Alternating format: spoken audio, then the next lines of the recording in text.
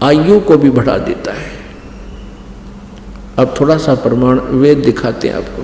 कबीर परमेश्वर जी ने अपनी प्यारी आत्मा धर्मदास जी से कहा था कि धर्मदास, वेद मेरा भेद है, मैं मिलूं वेदन से नाही, और जौन वेद से मैं मिलूं वो वेद जानते नहीं। ये चारों वेद मेरी ही महिमा का गुणगान कर रहे हैं, लेकिन इन वेदों में वर्णित विधि से मेरी प्राप्ति नहीं हो सकती। और जौन से वेद में, जौन से सदग्रंथ में, यानी सच्चिदानंद घन ब्रह्म की वाणी में, सूक्ष्म वेद में, उसको सूक्ष्म वेद बोलते हैं, सूक्ष्म वेद में परमात्मा कबीर देव जी के पाने की पूरी विवरण है। और वो वाणी, वो सूक्ष्म वेद परमात्मा ने अपने मुख कमल से, अपने मुखारविंद से स्वयं ही बोलकर सुनाया और लिपिबद्ध करवाया हुआ है। यही प्रमाण गीता जी अध्याय नंबर 4 के श्लोक नंबर 32 में है कि अभी तक अर्जुन तूने अध्याय 4 के 25 से लेकर 31 तक श्लोकों में जो भी जिस इस प्रकार की साधनाएं साधक करते हैं वो देखी सुनी, लेकिन उस सच्चिदानंद घन ब्रह्म की वाणी में ब्रह्मणे मुखे इन अज्ञानी अनुवादकर्ताओं ने यहाँ गलत कर रखा अनुवाद, या अनुवाद गलत कर रखा है। ब्रह्मणे मुखे का अर्थ लिख दिया इन्होंने वेद की वाणी, नहीं, सच्चिदानंद घन ब्रह्म की वाणी। गीता जी अध्याय नंबर 17 के श्लोक नंबर 23 में ब्रह्मणे का अर्थ इन्होंने लिखा है सच्चिदानंद घन ब्रह्म, अर्थात परम अक्षर ब्रह्म। यहाँ चौथे अध्याय के 32वें श्लोक में ब्रह्मणे मुखे का अर्थ है सच्चिदानंद घन ब्रह्म की वाणी, यानी कबीर वाणी में, सूक्ष्म वेद में बहुत विस्तार के साथ आध्यात्मिक यज्ञों की जानकारी है। यज्ञ माने धार्मिक अनुष्ठानों की जानकारी है, वो तत्व ज्ञान है। गीता जी अध्याय नंबर 4 के श्लोक नंबर 34 में कहा कि उस तत्व ज्ञान को जो सूक्ष्म वेद में है, तत्वदर्शी संतों के पास जाकर समझ, वो तत्वदर्शी संत उस परमात्म तत्व के बारे में जानकारी देंगे। तो उस परमेश्वर ने कहा था कि जौन वेद से मैं मिलूं वो सूक्ष्म वेद है, वो सच्चिदानंद घन ब्रह्म की वाणी है। कहते वो इन चारों वेदों में नहीं है, वह वेद जानते नहीं। अब देखिएगा ऋग्वेद भाषा भाष्य द्वितीय भाग, ये किसने अनुवाद किया है, कहाँ से छपा है? प्रकाशक हैं पंडिता राकेश रानी,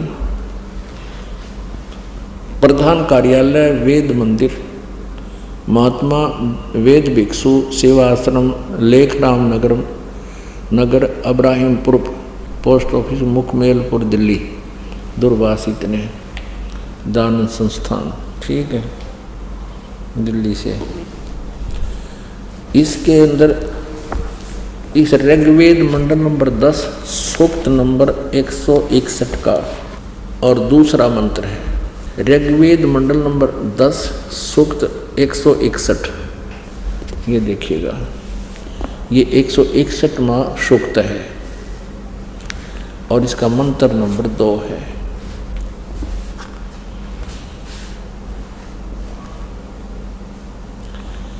यदि किसी रोगी की जीवन शक्ति समाप्त हो, यदि वह सीमा से भी परे हो गया है, यदि वह मृत्यु के सन्निकट चला गया है, तो भी उसे मैं भारी कष्टप्रद रोग के पंजे से मुक्त कराऊं तथा उसे 7 वर्ष के जीवन हेतु, 100 वर्ष के जीवन हेतु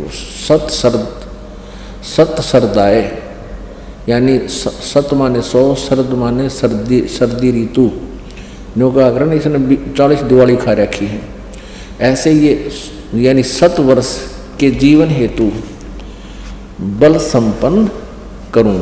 भावार्थ, यदि रोगी की जीवन शक्ति समाप्त हो, यानी जीवन खत्म हो गया हो रही है और उसका रोग सीमा को पार कर गया है, तब भी परमात्मा उसे इस कष्टप्रद रोग से मुक्त कर 7 वर्ष यानी 100 वर्ष का जीवन दे सकता है। ठीक है, एक और दिखाते हैं ऋग्वेद ये छोटे वाला है, मंत्र तो वही है, इनका सिर्फ साइज पुस्तक का अनुवाद करके छोटा बड़ा इन्होंने किया हुआ है। 9-10 मंडल इकट्ठा ही किया है ये कहाँ से प्रकाशित है?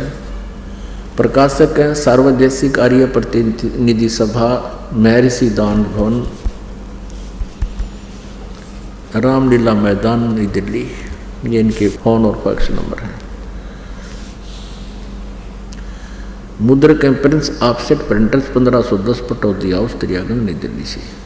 अब इन्होंने यहाँ थोड़ी सी हेरफेर करने की चेष्टा की है, इस अनुवादकर्ता ने गड़बड़ी करने की चेष्टा की। देखिएगा, ऋग्वेद मंडल नंबर 10 सूक्त नंबर 161 और मंत्र नंबर 2।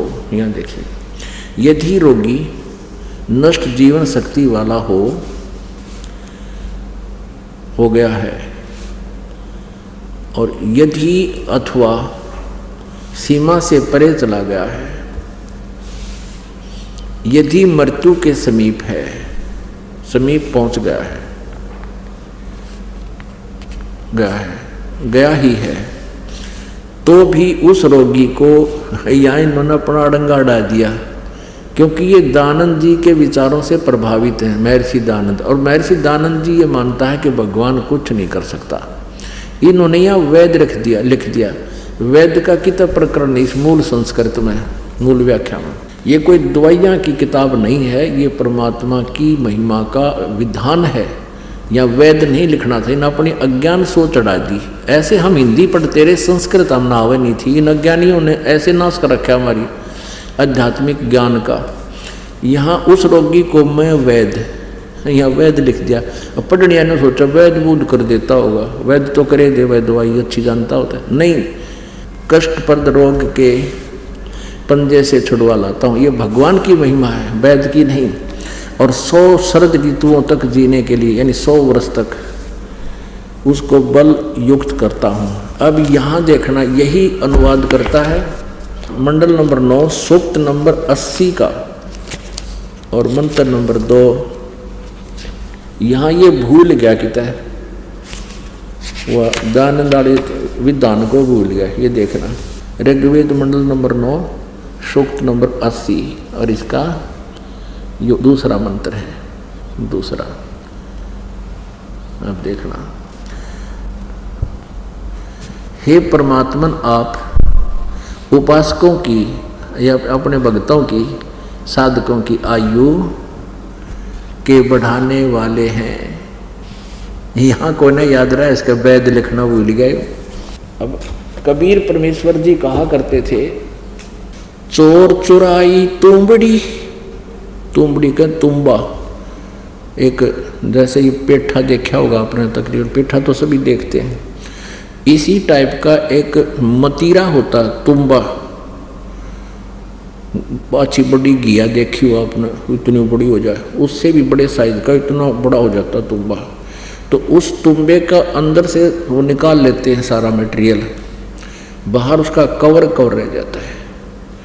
उसको ज़्यादातर साधु संत भी रख लेते थे अपने पास, या एक तारा बनाते थे ये गाने बजाने वाले। तो वो उसको यदि पानी में डाल दिया जाए तो नीचे छोड़ दे जाकर, वो तुरंत ऊपर आ जाता है, नीचे नहीं रहता, फ्लोटिंग बहुत है।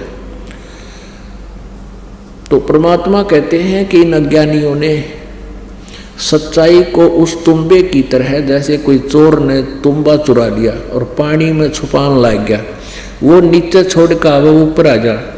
वो चोर नीचे जल में छोड़ कर आवे, उससे पहले वो ऊपर आ जावे। तो परमात्मा कहते हैं, चोर चुराई तुंबड़ी और छुपावे पानी में, वो छुपावे वह ऊपर आवे, न सच्चाई छानी ना। यानी इन अज्ञानियों ने इन सदग्रंथों का अज्ञान करने की बहुत चेष्टा की, सच्चाई को छुपाने की बहुत चेष्टा की, लेकिन ये छुपा नहीं सके। कहीं ना कहीं से ये सच्चाई ऊपर आ ही गई। तो ये कबीर परमेश्वर है जो हमारी आयु भी बढ़ा सकते हैं, हमारे रोग का नाश भी कर सकते हैं, और ये हमारे अशुभ संस्कारों को भी नाश कर सकते हैं।